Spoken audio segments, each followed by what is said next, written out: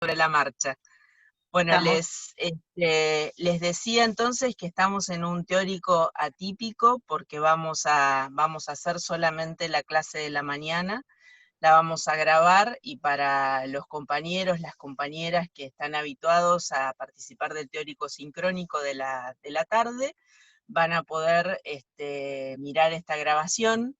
Así que, como les digo siempre, no solamente las invito y los invito a participar, como lo hacemos todos los miércoles, sino también que hoy el grupo de la mañana va a ser el que interactúe, no solo en nombre del de la mañana, sino también el de la tarde. Así que bueno, todo un desafío. Me verán que estoy en un auto, estoy en mi auto, vieron que nosotros hablamos de las situacionalidades y todas esas cosas. La noche nos agarró, siempre hay momentos de emoción, Esta vez lindos, acompañando, esta vez lindos. esta vez lindos exactamente, acompañando a mi hijo menor y a Candela, a mi nuera, a que lo vinieran a tener a Tadeo, que está por nacer, que es mi segundo nieto. Así que acá estamos en la puerta del hospital, y esperando que Tadeo nazca. Falta todavía porque están ahí en plenas contracciones con poca dilatación. Así que bueno, noche en vela, pero acá firme cual rulo de estatua, como decimos siempre, transmitiendo en vivo para políticas públicas, planificación y gestión. Pueden pensar Eh, tranquilamente que este equipo está totalmente de la cabeza y es así, es así. es Pero así, bueno, que le ponemos garra, le ponemos garra. le ponemos garra. Y hoy nos toca un tema que también es un tema que interpela enormemente, porque justamente es la idea de recursos críticos en la gestión.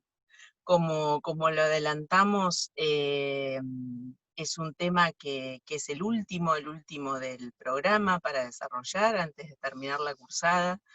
Y para nosotras es un tema central también, digo, como muchos de los que venimos trabajando, porque es de alguna manera profundizar en esta idea de cuáles son las competencias, las capacidades que tenemos que tener las gestoras y gestores que trabajamos en el Estado para poder desempeñar el rol que nos toca y poder un poco elevar o tratar de mejorar la calidad de la gestión pública. Entonces, esta idea de los recursos críticos es una idea que hemos desarrollado en dos textos, una ficha que ustedes tienen para la lectura, que es la ficha de recursos críticos para la gestión, justamente, y una segunda opción, que es una versión remixada de esa ficha que hemos escrito con Mercedes Iparraguirre y con Melina Fernández, que justamente no solo trabaja los 4 recursos críticos, sino que le incorpora un quinto, que lo incorporamos como en general hacemos las cosas nosotras, que es como muy atentas a las cuestiones que van surgiendo a partir de los procesos de gestión reales en los que participamos y también de las reflexiones teóricas y metodológicas que hacemos. Entonces quería compartir con ustedes.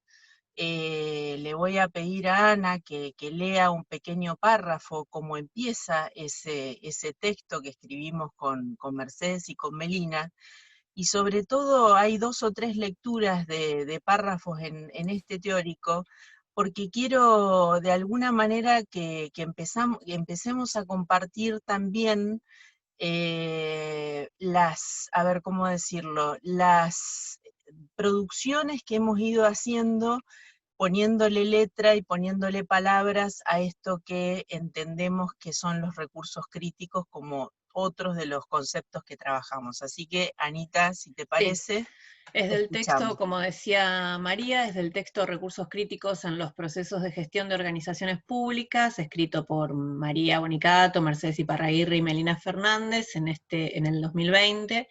Y la introducción dice, capacidad de gobierno, el concepto base para pensar recursos críticos, que es bueno, lo que vamos a trabajar hoy. Y la introducción dice, la gestión de organizaciones públicas ha sido y sigue siendo motivo de preocupación de académicos y gestores que sostienen como objeto de estudio y o intervención a los procesos de implementación de las políticas públicas, entendiéndolas como la puesta en acto a través de las agencias y aparatos administrativos del Estado de la conducción de la comunidad política de conformidad con las orientaciones programáticas y las posiciones de poder de las fuerzas que ejercen esa conducción. Esto es de Vilas, de 2013. En este sentido, una de las principales búsquedas es comprender la capacidad que tienen los gobiernos para llevar adelante esta conducción política y orientación programática, es decir, los desafíos y modalidades que se proponen para abordar los problemas de agenda pública en un determinado periodo de tiempo. Bien, gracias, Ana.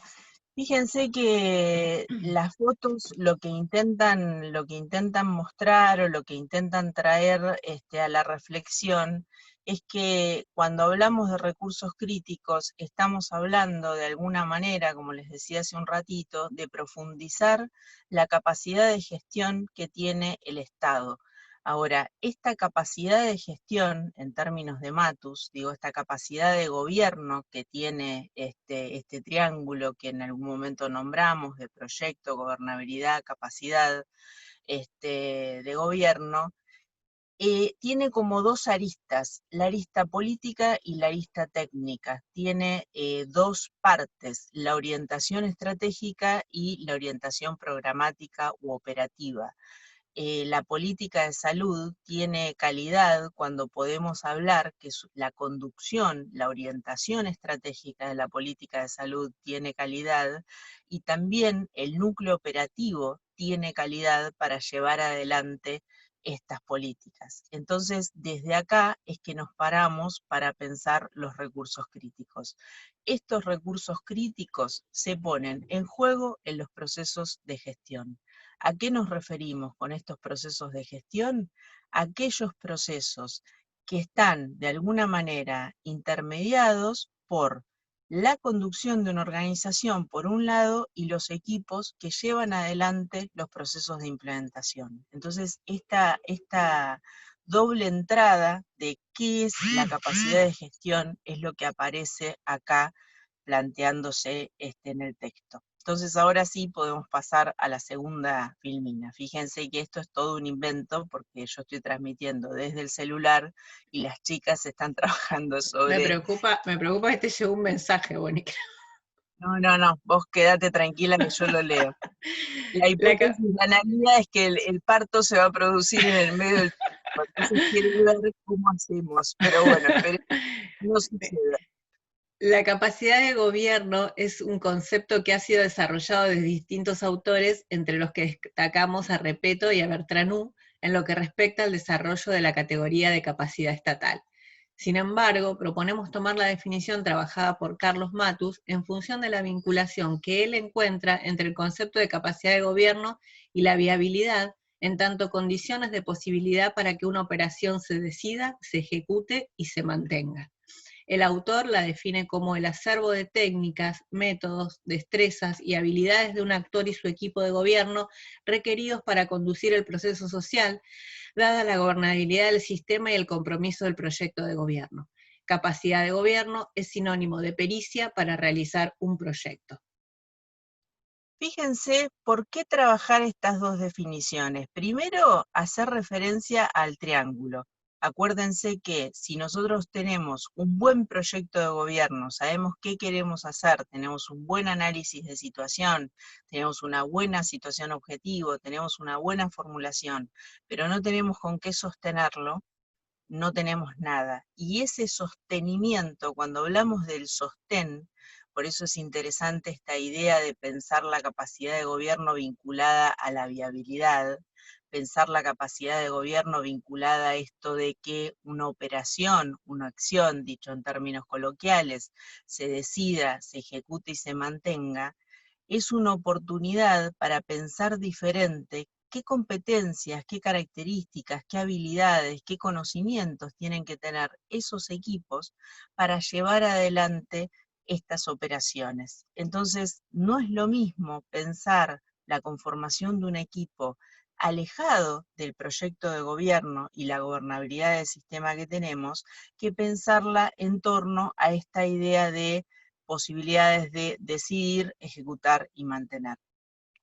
Y si ustedes prestan atención, digo, y seguramente cuando preparen el parcial o relean los textos, lo van a poder hacer a la segunda definición que planteaba Ana, es bien interesante esta idea de que el saber pareciera ser que no solo se trata de conocimientos teóricos, sino que se trata de saberes haceres que son posibles de poner en juego cuando uno lleva adelante esas operaciones. Entonces, esos saber hacer, esos hacer con conocimiento, ese acervo de destrezas, de habilidades, de técnicas, de saberes de distintos tipos, es el que nos interesa, sobre el cual nos interesa profundizar cuando hablamos de estos nudos centrales para pensar la gestión que nosotras hemos denominado recursos críticos.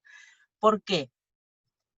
Porque entendemos, y acá empezamos como de alguna manera a presentar lo que después va a ser la definición, que esos recursos críticos son aquellos factores que se ponen en juego sí o sí o sí en los procesos de gestión, y que no se presentan de manera tangible en términos de ese conjunto de conocimientos que los gestores y gestoras tenemos que tener, sino que se presenta por momentos bastante intangible y bastante difícil de identificar.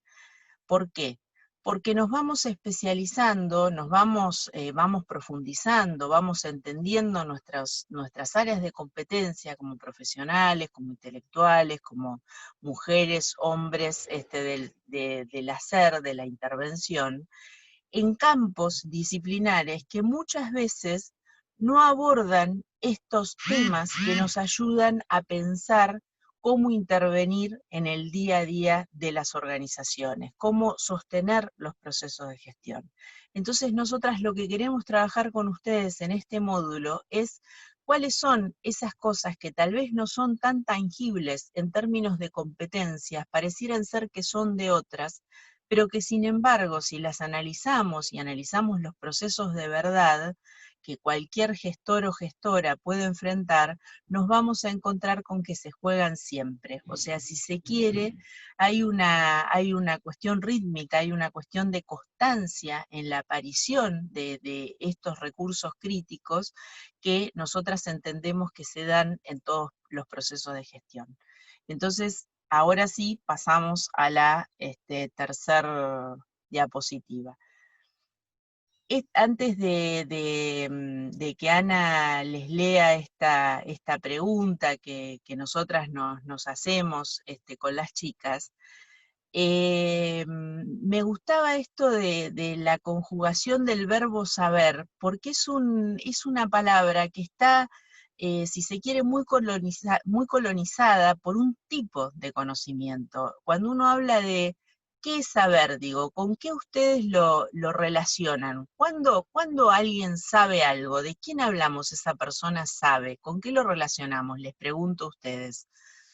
Al grupo de la mañana que hoy representa también a los 60 de la tarde.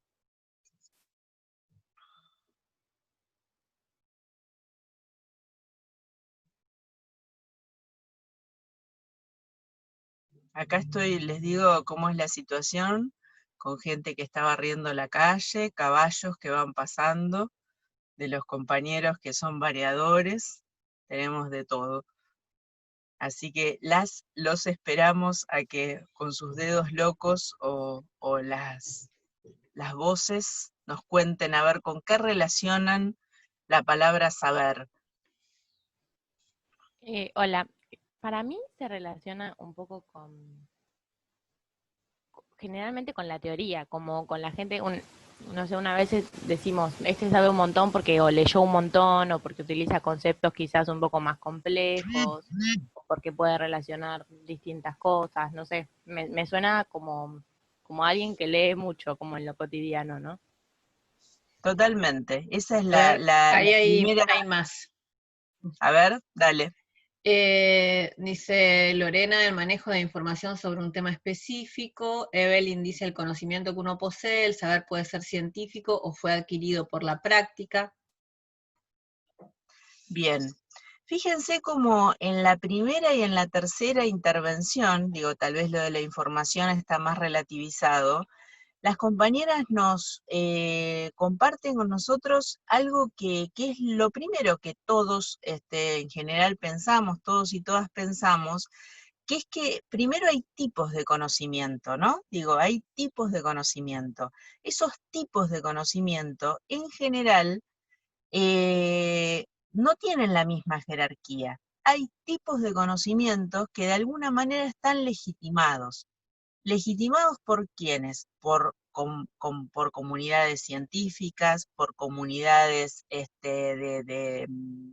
como de pertenencia, por relaciones que son absolutamente jerárquicas en términos de estar en condiciones de decir qué es conocimiento y qué no es conocimiento. Entonces acá hay algo súper importante para poder meternos en el tema de recursos críticos, porque la idea de saber que Matus propone, la idea de saber que nosotras retomamos, es esta idea de el saber mezclando conocimiento científico / académico con lo que se denomina conocimiento vulgar o conocimiento de la intuición. ¿Qué es el conocimiento vulgar o el conocimiento de la intuición? El conocimiento que no está legitimado. Digo, es eso, es la cuestión de lo popular, la cuestión de lo que no tiene comprobación. Digo, en realidad son distintos modos de poder transitar el saber, algunos legitimados y algunos no legitimados. Entonces, Matus dice, ojo, que nosotros podemos tener a alguien que sabe mucho de un tema, pero ese saber mucho de un tema, cuando vos lo colocás en el lugar no adecuado, ese saber se volatiliza y lo perdés absolutamente. Esto es lo que pasa en gestión. Por eso nosotras ponemos todo el tiempo el foco en qué tipo de conocimiento necesitamos cuando pensamos en procesos de gestión.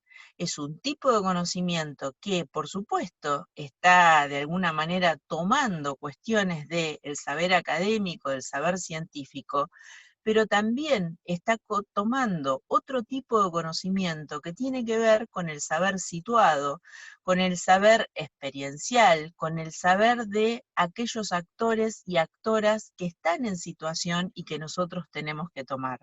Por eso decimos, no siempre un buen profesional de la salud que sabe mucho en relación de cómo abordar determinados procesos de salud o enfermedad es un buen gestor, es un buen director de hospital, es un buen directora, una buena directora de un centro de salud. ¿Está bien? Digo, son tipos de conocimientos diferentes. Ahora vamos al comentario de Evelyn.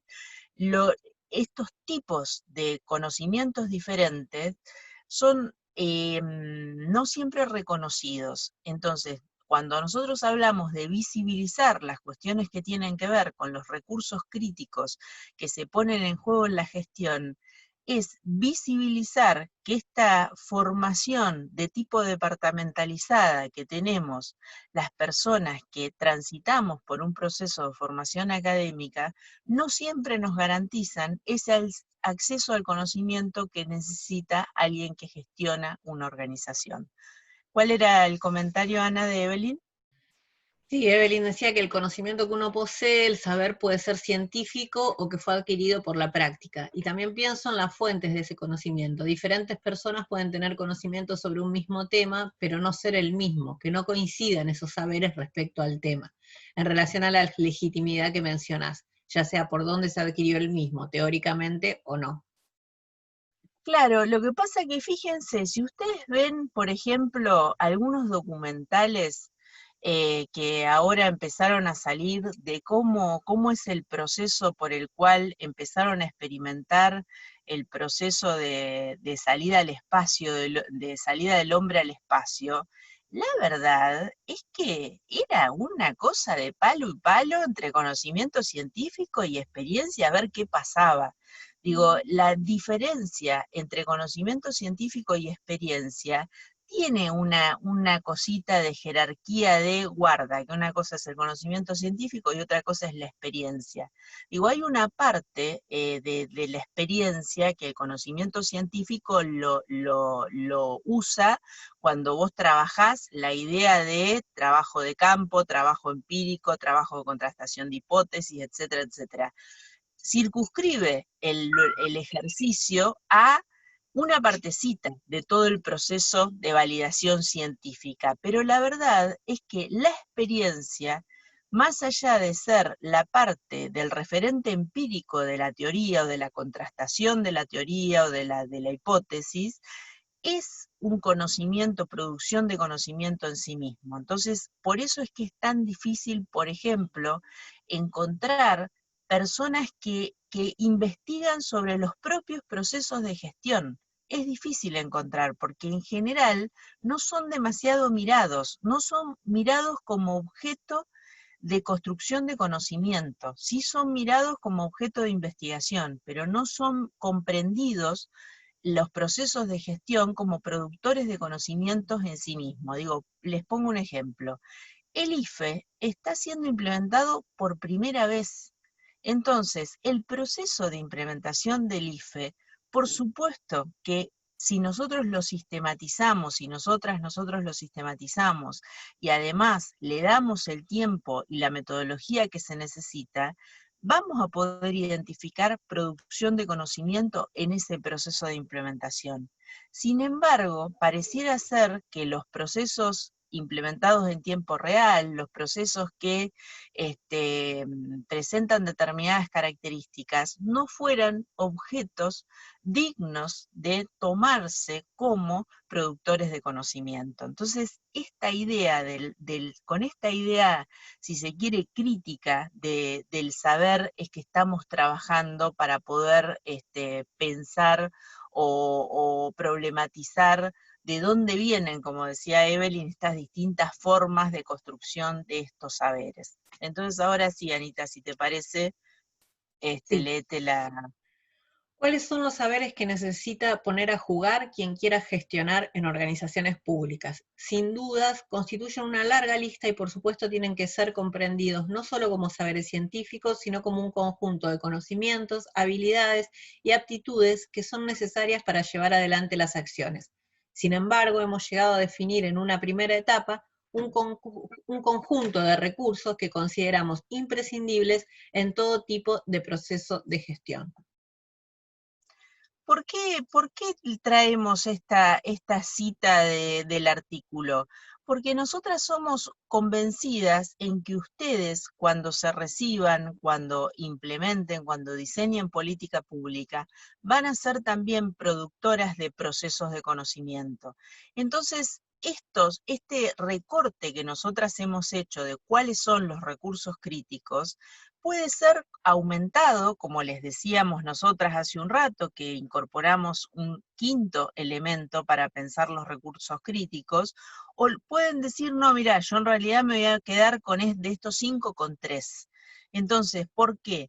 Porque son procesos situados de construcción de conocimiento que tenemos que poder ir identificando sus regularidades, pero también comprender que son procesos abiertos que todo el tiempo están invitándonos a nosotras y a ustedes a poder meter y sacar de algo que tiene que ser mucho más flexible de lo que todos y todas imaginamos. Todo proceso de gestión es en sí mismo un proceso potencial de producción de conocimiento. ¿Por qué? Porque el proceso de experiencia, sistematización, vinculación con la teoría, llámalo praxis o llámalo como quieras, es lo que va generando en la situacionalidad, perdón, va generando en la situacionalidad la posibilidad de ir comprendiendo esos procesos y tratar de ir identificando cómo se puede hacer para mejorar, fortalecerlos, lo que fuera. Entonces es en esta clave que nos metemos a la filmina que viene. Filmina no se dice, pero bueno. Slide, como dicen los yanquis. ¿La cambiamos? Sí. Ahí ponele entonces la definición. Acá es donde aparece la idea de los recursos críticos. ¿Qué son los recursos críticos? Justamente es esto que dice acá. Son aquellos imprescindibles para poder gestionar, aquellos que son imprescindibles para poder gestionar. Sin ellos no podés gestionar. Recursos, como lo vimos con Chiara Di Virgilio, son un montón, son una larga lista de recursos que se ponen en juego en articulación para poder gestionar. Ahora, hay algunos que son imprescindibles. Esos imprescindibles son los que nosotras denominamos recursos críticos. Por eso es que los definimos de esa manera. Hablamos de recursos críticos cuando son recursos que son imprescindibles para poder gestionar. Sin ellos no se puede hacer que una operación se decida, se ejecute y se mantenga, o que un proceso de gestión se pueda llevar adelante. Entonces acá, si avanzamos con la filmina, toda la noche, pero les puedo asegurar que toda la noche estuve como en una especie de tensión y de contradicción absoluta, porque el teórico yo lo había preparado el lunes, lo preparé el lunes a la tarde, y la verdad que lo preparé con toda la conciencia de algo que yo digo siempre, que es que el recurso crítico más difícil de conseguir es el recurso humano. Y esta filmina que ustedes tienen acá, me gustó muchísimo porque, o sea, es una captura de un diario, porque justamente este profesional lo denomina en la jerga que nosotros usamos, ¿no? Y dice, el personal de la salud es un recurso crítico. Ahora, ¿por qué les digo que toda la noche pensé en esto? Porque no podía creer que todo nuestro día de ayer, en lo personal, estuvo vinculado a este recurso crítico. Y sentía que no tenía distancia para poder dar este teórico, porque sigo pensando lo mismo, por supuesto, digo, tenemos varias compañeras de la cátedra que son personal de salud, pero es muy fuerte cuando a todas y todos nos toca vivir, porque a todas nos toca vivir en algún momento, esta cosa de cómo uno tiene que contar hasta 20, comprender cuál es la situación y poder entender que más allá de que son los más importantes, más allá de que son los más difíciles de poder sostener y conseguir, cuando no te atienden, cuando llegás a la guardia, como nos pasó anoche, que llegamos a las 2:30 de la mañana y nos atendieron a las 3 menos 10, cuando nos dicen, ya la desperté, pero no viene, la llamé 2 veces y no viene, cuando ves a tu nuera llorar abrazada a tu hijo, se te va la teoría, no saben dónde, y realmente decís, qué bueno que es cuando ese recurso crítico no pierde la capacidad de poder entender quién tiene enfrente, con lo difícil que eso es, porque como sabemos todos, digo, así como muchos de nosotros trabajamos desde hace más de 20 años dando clases todas las semanas, y nosotras decimos, bueno, está bueno ponerse nervioso antes de cada teórico, cada práctico, porque eso indica que todavía el desafío es grande y que no nos da lo mismo cualquier cosa.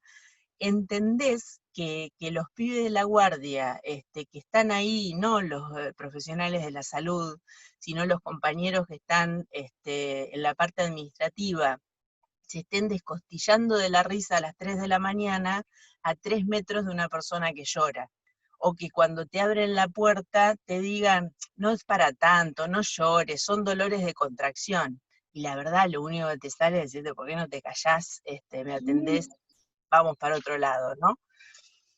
A ver, aparece una B ahí, no, silenciaron el micrófono. Sí. Entonces digo, lo quería decir también por lo situado, ¿no? Digo, sigo creyendo que el recurso humano, como lo plantea esta filmina, es el recurso más difícil de lograr, es el que lleva más tiempo, y por eso, como yo les decía hace un tiempo, está esta idea de por qué les proponemos trabajar con el texto de la carta de los terapistas que dicen no damos más. Pero también poder comprender que ser recurso crítico nos redobla la responsabilidad en términos de qué significa sostener el día a día de las organizaciones, más en un contexto como en el que estamos viviendo. Entonces, ¿cuál es la propuesta que nosotros estamos haciendo? Es que los recursos críticos se ponen en juego en los procesos de gestión. Entonces, si se ponen en juego en los procesos de gestión, nosotros tenemos que poder saber gestionarlos. Saber en este concepto que acabamos de desarrollar desde hace un ratito, este saber que retoma también la cuestión multidimensional de qué hace construir conocimiento. Desde ese punto de vista, avanzamos entonces un poquito más. Ahí entonces nos vamos a encontrar con un conjunto de imágenes que les voy a pedir que miren atentamente, y la propuesta se llama Descubra qué recursos críticos hay en esta filmina. ¿Cuáles son para ustedes, en función de las imágenes que ustedes tienen ahí, los 5 recursos críticos que nosotras les estamos proponiendo para pensar qué son estos recursos críticos para gestionar? Se abre la lista de oradoras u oradores. Vamos Bien. con el primero. El tiempo, un recurso escaso. Bien. ¿Qué más? Ahí ya tenemos uno.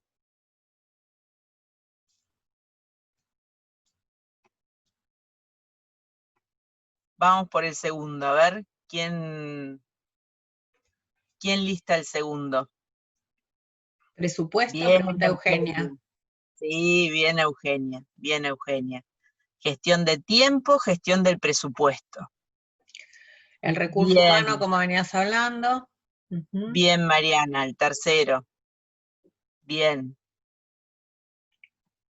El a conocimiento. Ver, ¿el conocimiento de qué, Mariana? ¿Con cuál enganchaste?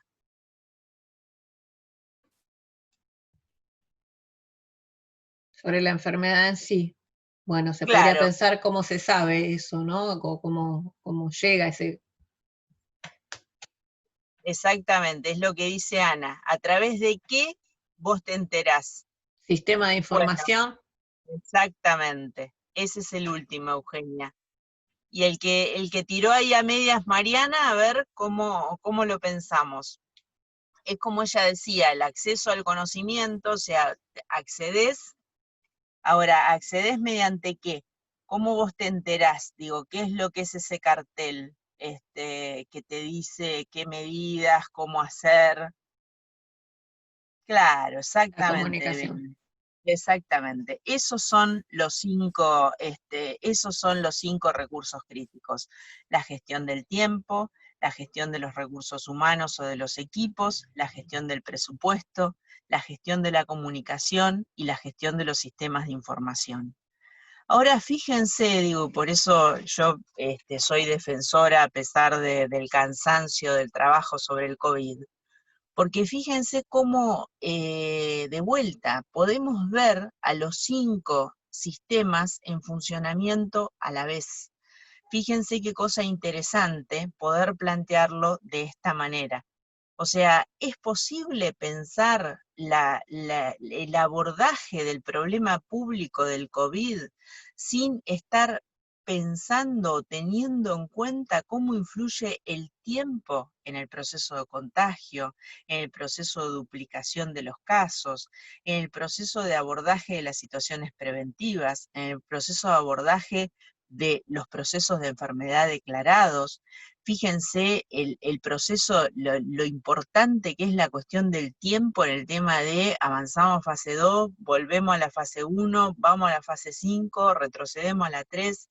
Digo, todo el tiempo, vale la redundancia, está presente en este problema de agenda pública.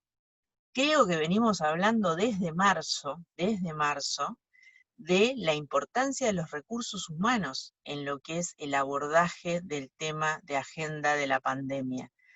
También, y acá por eso me parecía interesante este recorte, digo, por más que sea de Infobae, digo, que tal vez no es el primer diario que uno leería, pero digo, nos trae una información cuantifica cuánta plata se ha puesto para poder hacerle frente a la pandemia. O sea, ya lo vamos a ver cuando lo veamos en profundidad el miércoles que viene, cómo, o el otro en realidad, cómo hay decisiones presupuestarias que acompañan las decisiones de política pública, las decisiones de política sustantiva.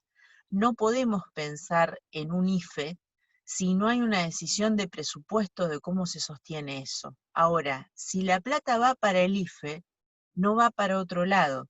Entonces, en los procesos de gestión, los procesos presupuestarios son importantes por eso. Y ahora después vamos a retomar un poquito más. Fíjense cómo en toda el proceso, la comunicación es clave, digo, incluso cuando llegamos anoche al hospital, vos tenés absolutamente claro lo que es la guardia de lo que es la guardia de COVID. Tenés absolutamente claro, marcado con carteles, cuántas personas pueden entrar, cómo tenés que entrar, cuánto tiempo tenés que estar, dónde está todo absolutamente señalizado, todo comunicado para que la gente pueda, desde el inicio del ingreso al hospital, poder ubicarse en tiempo y forma para lo que se necesita hacer. Y los sistemas de información, nos costó mucho a nosotras incorporarlo como recurso crítico, pero fue toda una decisión que, como decimos nosotras, no fue por acierto, sino fue por errores. ¿Por qué? Porque nos dábamos cuenta la terrible dificultad que teníamos en sistematizar datos. Teníamos absoluta claridad en cómo nos equivocábamos con los datos, sobre todo cuando queríamos ir a datos finitos, de con cuánta gente trabajábamos, de cuánta gente estaba escolarizada, con cuánta gente tenía título secundario, cuánta gente tenía experiencia laboral. Cuando empezamos a tratar de entender con quiénes trabajábamos, digo, sobre todo con la experiencia que hicimos con Mercedes, con comunidad ejecutora del programa Argentina Trabaja, nos dimos cuenta la enorme dificultad que teníamos como gestoras, y no éramos nosotras solamente como trabajadoras sociales, sino también otros compañeros, que les costaba enormemente producir datos en tiempo real, enormemente. Y entonces empezamos a acuñar de alguna manera y empezamos a profundizar esta idea de la producción de datos o de insumo de calidad para la toma de decisiones. ¿Qué es esta idea de producción de datos, insumo de calidad para la toma de decisiones? Que si vos no tenés buenos sistemas de información, estás como a ciegas todo el tiempo. Es el mismo a ciegas que te pasa cuando no tenés idea del presupuesto. Y la verdad que es fuerte en este sentido. Por eso es que decidimos incorporarlo. Si les parece, pasamos una más.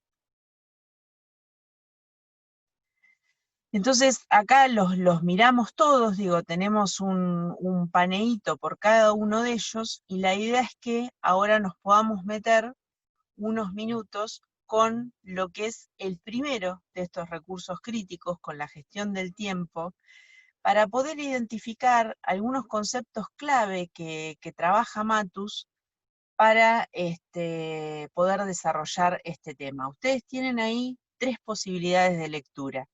La ficha, que es la más sintética, la ficha de recursos críticos. Tienen el artículo, que como les decía es una versión remixada de la ficha, y tienen el texto fuente de Matus, que habla de lo que es el tiempo en los procesos de gestión. Entonces nos metemos, Anita, o B, no sé quién está con el manejo del Power. B. Yo me encanta porque me mato animando y después no lo puedo pasar, pero bueno. Dale, dale. Ahí va. Y ahí pone los 3.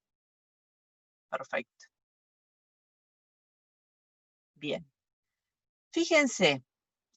Primero, ¿por qué les parece que elegí estas 2 imágenes? Digo, en términos de tiempo, ¿qué les proponen estas 2 imágenes? Digo, ¿qué intentan comunicar en términos de tiempo? Si lo pensáramos en términos de tiempo, ¿de qué hablan? Como de la perpetuidad del aislamiento ahora.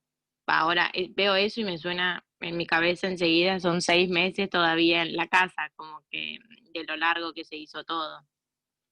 Bien, bien, bien. ¿Qué más? Y me parece que la perspectiva de tiempo, digamos, arriba quien dice quédate en casa se ve como que es una persona joven y abajo seguí cuidándote, son adultos mayores, me parece, ¿no? Que la perspectiva de Bien, tiempo es diferente. Ahí Evelyn dice el cuidado, trabajos de prevención para no contraer el virus, el tiempo hasta que llegue la vacuna. bien, bien. Los 3 aportes súper interesantes porque fíjense que las 3 conectaron con cuestiones subjetivas que a cada una le representan.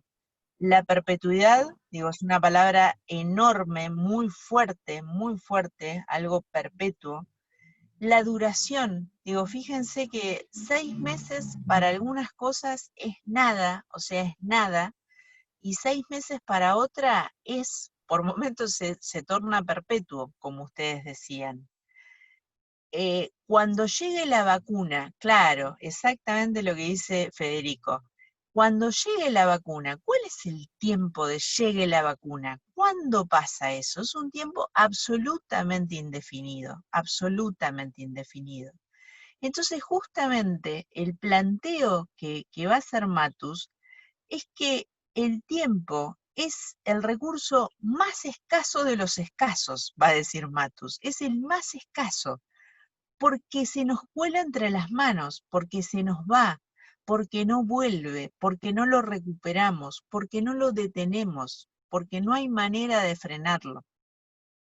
Entonces, cuando uno lo mira desde esta lógica, por supuesto que una persona con más años lo va a ver de una manera, un niño lo va a ver de otra. Digo, para muchos niños y niñas, el quédate en casa fue una oportunidad de tener un vínculo diferente con sus padres, de tener padres y madres con una presencia que no tenían en registro en su vida. Digo, es como, ¿quién de nosotras y nosotros pasó tanto tiempo con sus hijos como estos 6 meses? Ninguno, porque nadie tiene las vacaciones de la vida, no, digo, ¿no? En esta lógica de vacaciones mal usado, ¿no? Digo, que se entienda lo que digo, pero uno podría asimilar que esta cosa de estar con los niños encima solo se da en los momentos de receso de los espacios laborales o educativos.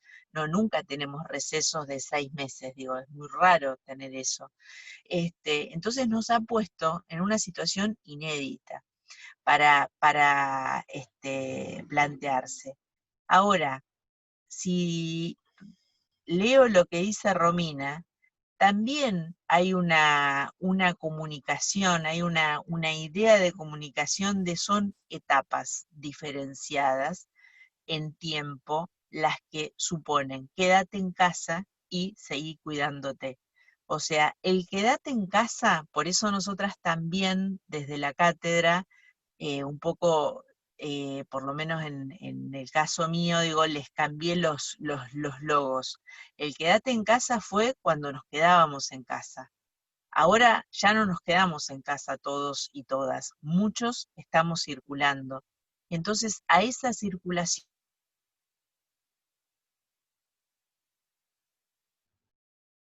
¿Se nos quedó detenida?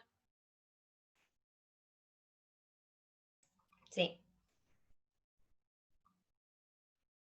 Bueno. La de quedarte Ahí en está. casa, la de seguir cuidándote. ¿Qué, Anita? Que te habías Se ido. había cortado. Te habías quedado detenida. Acá estoy. No sabía si empezar a remarla yo o esperar, dale. No, además no saben, yo espero que nadie venga a preguntarme nada, porque en un momento fue como muy gracioso porque había 3 compañeros barrenderos, un policía mirando al auto y yo hablando así a la cámara como si estuviera desquiciada, pero bueno, sobrevivimos, siguieron mirando y después se fueron, así que acá estamos. No, Claro, porque te ven hablando sola. Claro, al volante, le hablo al volante así muy compenetrada. No, les decía esto de los 2 momentos. Son momentos de la política pública diferente. Apuestan a cosas distintas. Una cosa es el quédate en casa y otra cosa es dar por hecho que ya no nos quedamos en casa todos y todas, que estamos afuera y lo que tenemos que hacer es cuidarnos. Digo, si nosotros no nos cuidamos, no lo hacemos. Y fíjense que no es casual el seguir cuidándote, porque de alguna manera refuerza, dan por bueno que todos y todas nos cuidamos. Digo, uno sigue viendo por la calle la gente con barbijo en general. Entonces se supone que es seguir cuidándote. ¿Por qué decíamos, Federico también recién retomaba esto del recurso como el tiempo más escaso, porque no vuelve, porque lo perdemos, etcétera?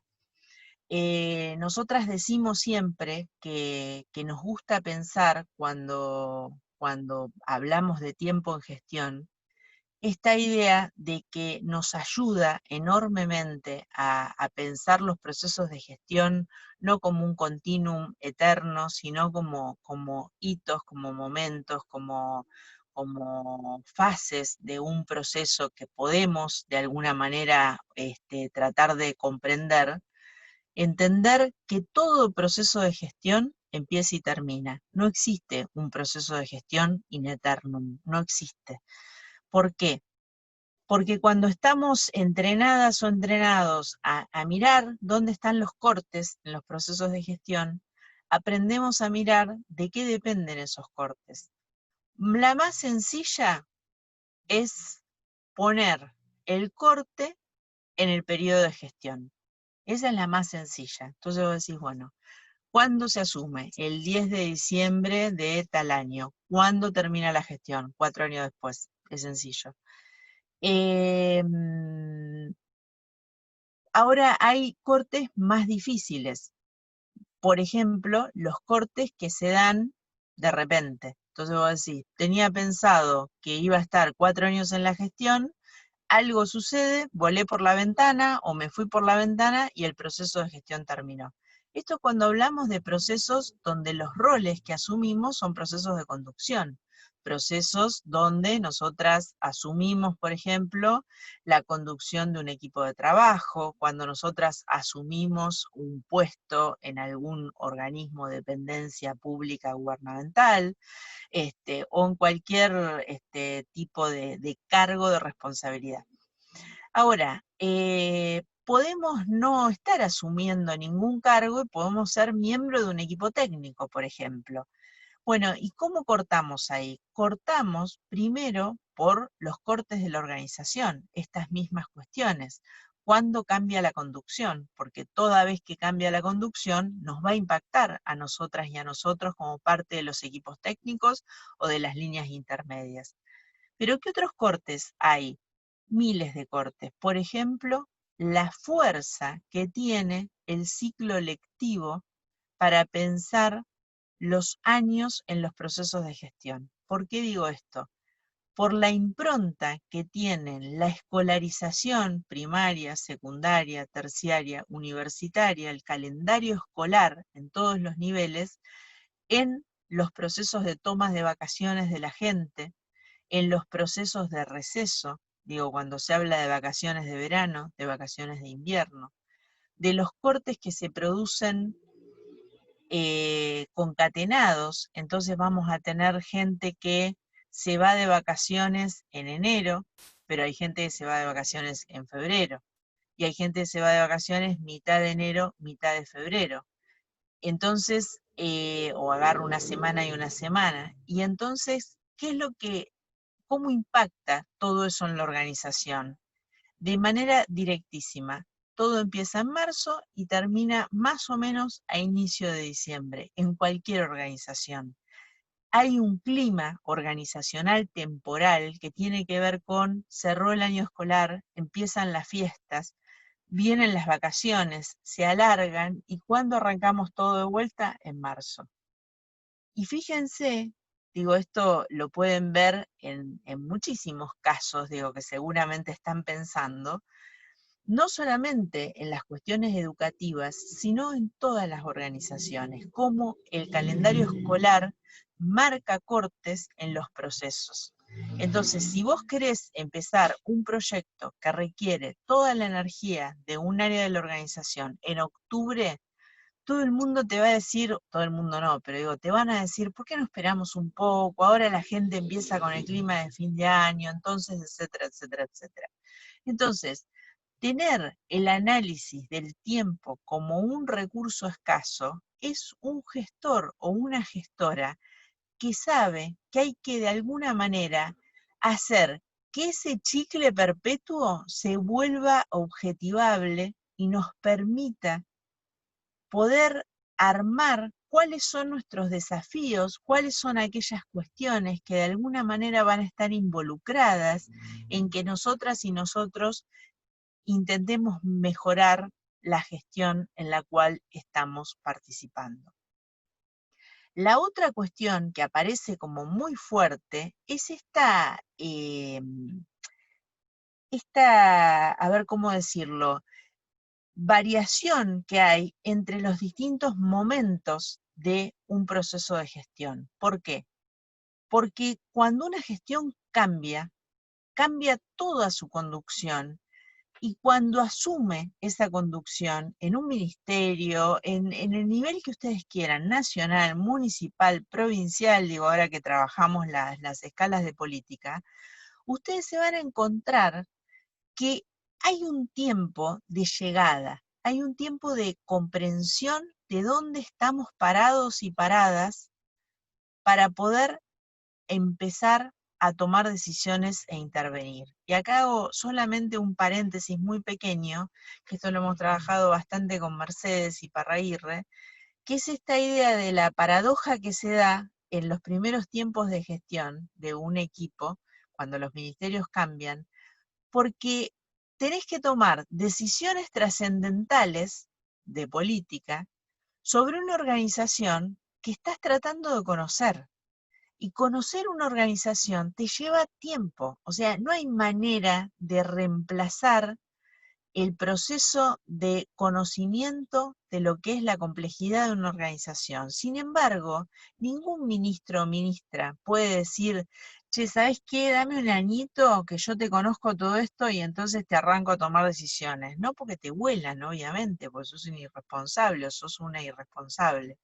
Por eso es tan importante la capacidad de gobierno que tengan los gestores y gestoras públicas en todo esto que estamos hablando. ¿Por qué? Porque vos asumís y a los 2 días ya estás tomando decisiones trascendentales. Entonces, si vos no sabés del tema, y es un problema para la política pública cuando asumimos funcionarios y funcionarias que no conocemos del tema. Ojalá tuviéramos más gente que tuviera más conciencia de sus limitaciones y no aceptara cargos que después no saben ni qué hacer con ellos, ¿no? Digo, pero bueno, esto es una larga cuestión para tener en cuenta y en todo caso ir tratando de mejorar con el tiempo. Entonces, el poder pensar que un proceso de gestión al inicio se trata de conocimiento, se trata de poder comprender rápido para actuar, y el final te está yendo para los que se van. Entonces, de los 4 años te quedan 2 que son realmente el momento para hacer todo lo que se quiera hacer. Porque al principio no tenés el conocimiento suficiente y al final no tenés la fuerza suficiente. Entonces, identificar cuál es tu momento, cuál es el momento de llevar adelante, es clave, clave, clave, y nos lleva, esto de identificar cuál es tu momento, nuestro momento clave, nos lleva al segundo concepto que queremos trabajar, que es el costo de oportunidad. ¿Qué nos dice Matus? El costo de oportunidad es la posibilidad de comprender cuándo es atinado hacer algo, porque no siempre es atinado hacer algo, no siempre es efectivo hacer algo, porque esa efectividad tiene que ver con el tiempo. Digo, yo les digo esto. Si yo estoy en la puerta del hospital, tiene que ver con que mi hijo está a 5 cuadras, y si Candela empieza el trabajo de parto, por el COVID, él no puede estar en el preparto, aunque sí obviamente lo contempla la ley de parto respetado, pero por el tema del COVID, entonces no llega. Por eso yo estoy transmitiendo desde el auto, porque son 5 cuadras que se hacen en 3 minutos por reloj. Si él estuviera en otro lado, o si yo estuviera sin el auto, no llega. Eso es el costo de oportunidad, dicho en un ejemplo autorreferencial, ¿sí? Es tener los recursos disponibles para que algo se haga en el tiempo que se tiene que hacer. Porque si no se hace en ese tiempo, entonces ya va a ser otra cosa o no va a tener sentido. Yendo a la gestión. Un ejemplo que nosotras ponemos siempre, porque lamentablemente lo hemos visto muchísimas veces, no una, muchas veces, la impresión de material educativo. Si el material educativo no se imprime al momento que el material se necesita, ya no sirve. O sea, ese niño, esa niña, ese niñe no tuvo acceso en el momento que tenía que tener. Si los recursos para cuidarse contra el COVID en una sala, por ejemplo, que está trabajando con personas contagiadas, no está, es muy probable que la gente se contagie.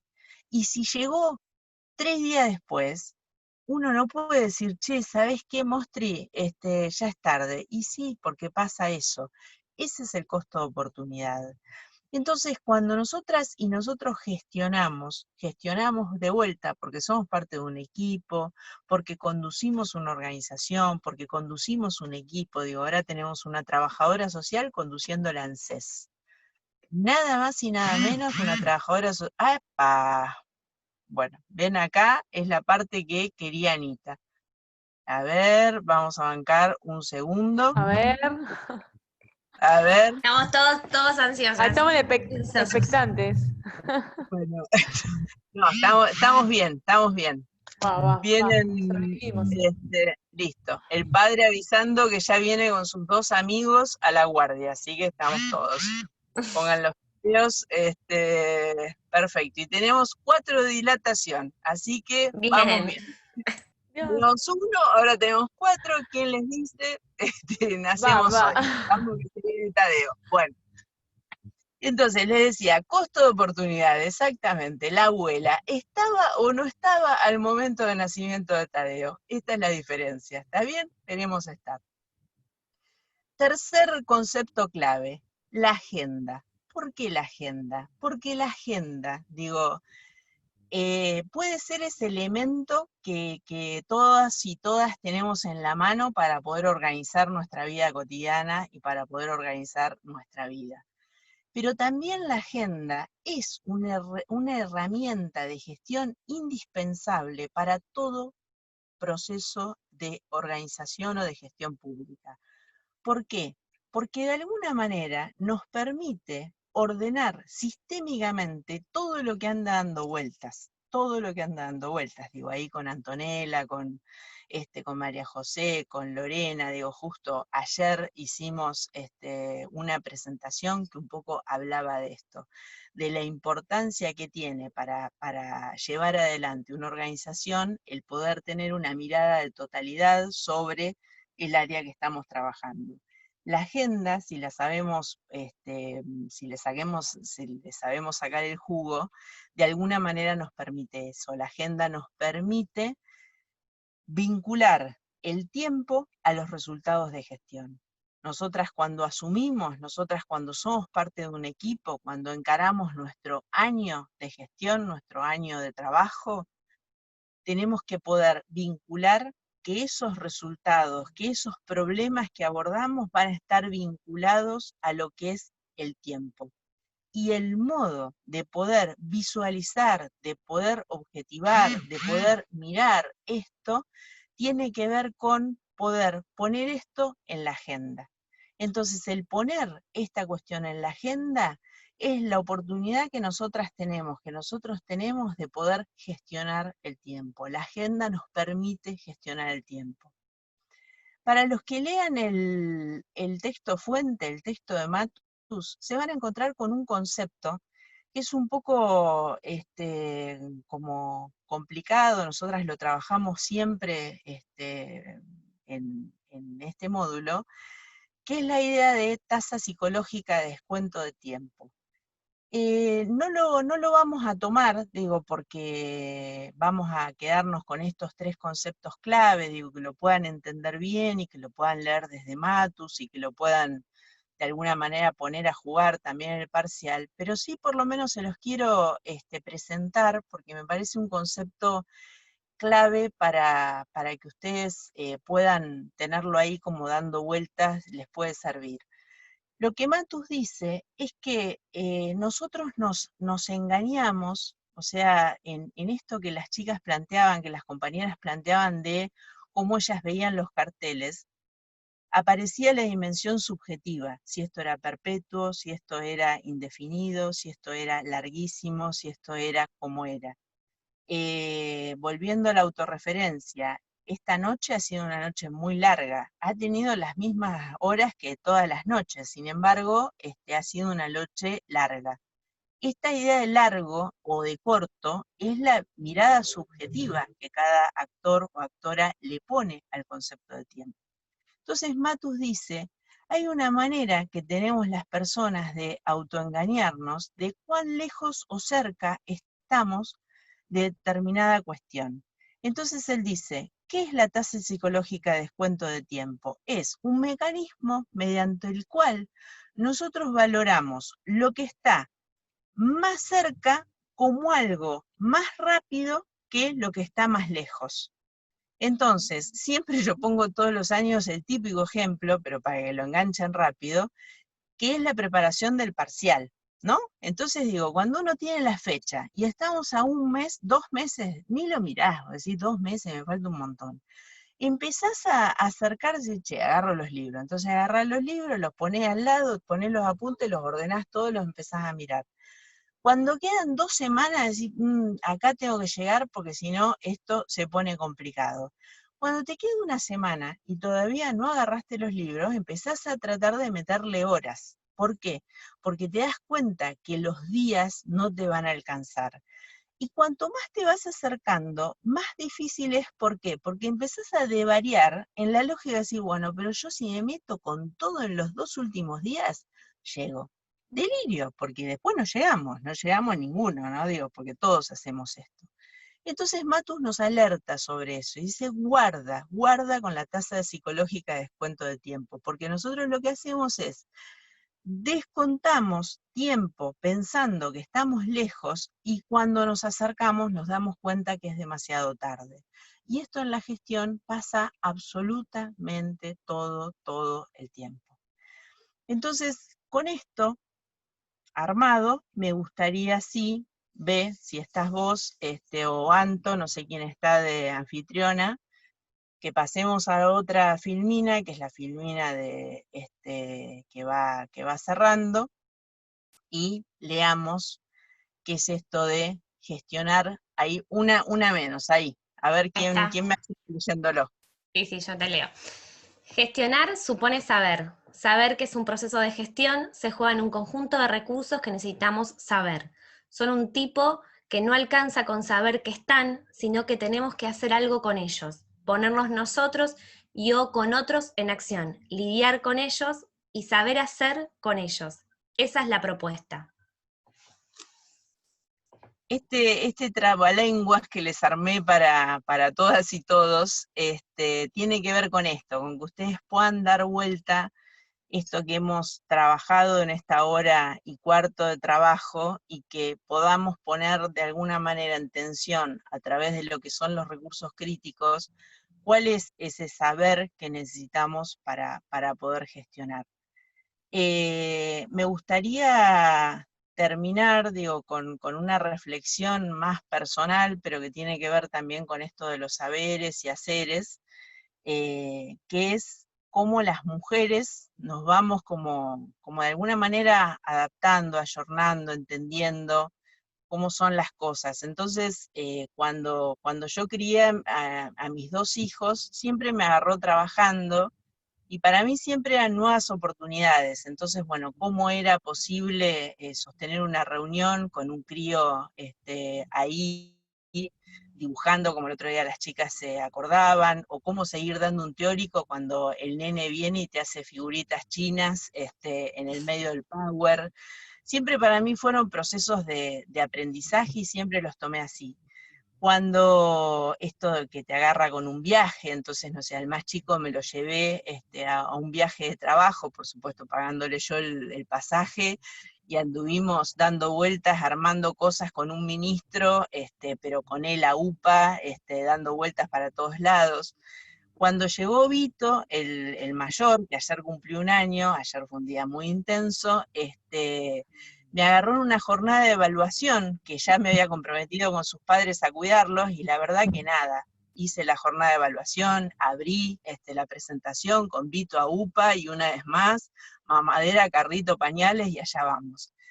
Y la llegada de Tadeo me encuentra en un nuevo aprendizaje, que es esto que es hacer un teórico desde un auto, con una presentación a distancia, con las chicas que están ahí, como siempre, para bancar, y ustedes que están del otro lado tratando de construir esta clase situada que ha podido ser sostenida a pesar de las circunstancias. Así creo que se trata mucho de las mujeres, que todo el tiempo nos interpelan estas cosas. Por supuesto, como digo siempre, verlo a Federico con su niña, o a otros compañeros que empiezan a tener a los críos a UPA, o que siguen teniendo a los críos a UPA, me encanta, pero creo que hay una brecha enorme que todavía tenemos que zanjar para que todo sea más justo. Y a mí me gusta mucho aprender, y que en este caso mis nietos sean los que me sigan permitiendo aprender cosas en este sentido.